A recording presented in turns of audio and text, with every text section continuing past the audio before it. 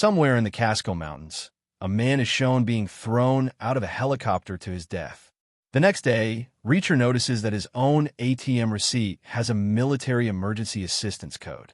Reacher contacts Francis Negley, who confirms that the man dropped from the helicopter was Calvin Franz, former member of Reacher's Special Investigations Unit during his time in the Army.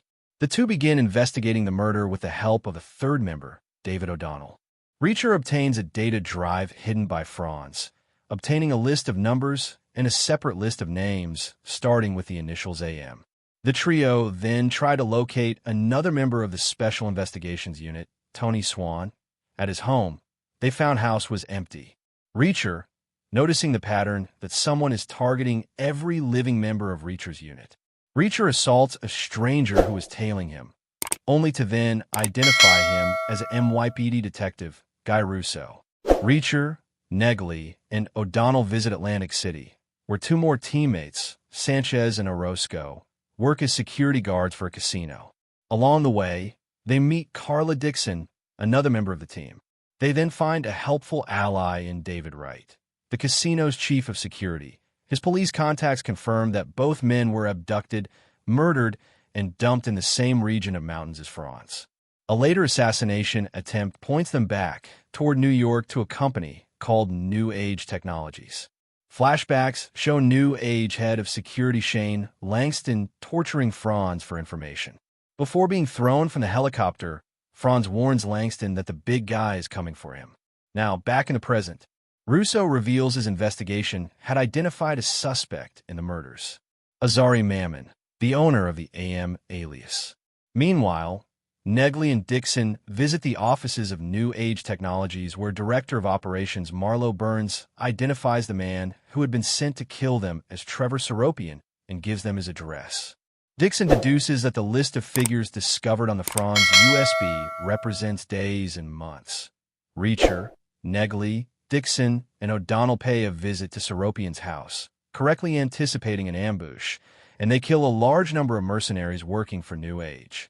With New Age's involvement now confirmed, the team members conduct a raid on the company's headquarters, finding evidence that Special Investigators member Tony Swan had been an employee there. If you love the video, please like the video and subscribe my channel. The team members find out that New Age has a government defense contract called the Little Wing, thanks to notes from a senator named Lavoie. The team members track the senator's legislative aide to Boston, where Dixon helps Oscar Finley arrest the aide to coerce information out of him. The aide reveals that Little Wing is a missile program that will always hit their targets. Reacher realizes that people from New Age are planning to sell 650 missiles to AM to enable terrorist attacks. Negley and Dixon pay a visit to New Age's facility in Denver, attempting to see the missiles, only to find that they have already been taken away in a truck. One of AM's henchmen hijack truck and the missiles. Negley and Dixon come upon the scene, kill all henchmen, but one of them drives off with the missiles. In the paperwork that Negley and Dixon receive from the manager of New Age's Denver facility, they learn that Swan had allowed for the missiles to leave New Age. Meanwhile, Senator Lavoie catches up with Reacher and offers his assistance towards stopping a possible terrorist attack. The team members then head back to New York for Franz's funeral. During the funeral, two hitmen try to kill the team. One of the hitmen is killed. Reacher and Russo then catch the other. He then reveals that Swan is the one who paid him to kill the members of the team. When he goes to an abandoned building to collect his payment, the building explodes. After the team tracks Marlo Burns down, she confirms that Swan has been trying to stop New Age terrorist operation. She also reveals that she has been on the run because of Langston, who will kill her and her daughter. When Russo and Marlo's daughter, Jane, attempts to go into hiding, they are attacked by New Age hitmen. Russo sacrifices himself for Jane. The team then enlists Marlo as bait to lure Langston, which results in Reacher killing all of them. But Langston escapes. Reacher and his team decide to send Marlo and Jane to a safe place Dixon used to stay in. The man who killed Russo is alive and in a hospital. Reacher and Negley extract information from him and kill him. Langston reveals to Reacher in a phone call that he has got Dixon and O'Donnell. Meanwhile, Dixon and O'Donnell are tortured by Langston's men. Reacher demands that Senator Lavoie's private security team be placed at his disposal.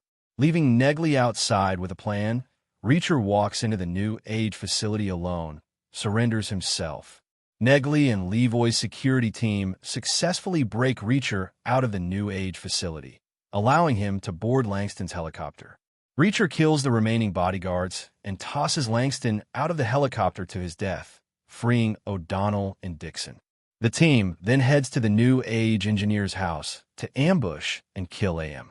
The investigators then kill the 2 remaining New Age employees for their part in the conspiracy by using a Little Wing missile on Langston's helicopter.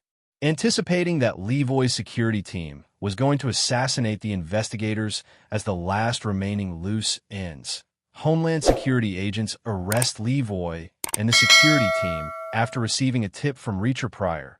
The team then distributes the $65 million amongst themselves and the surviving family members of their fallen allies. They then go their separate ways. So the video ends here. See you in another video. Bye-bye.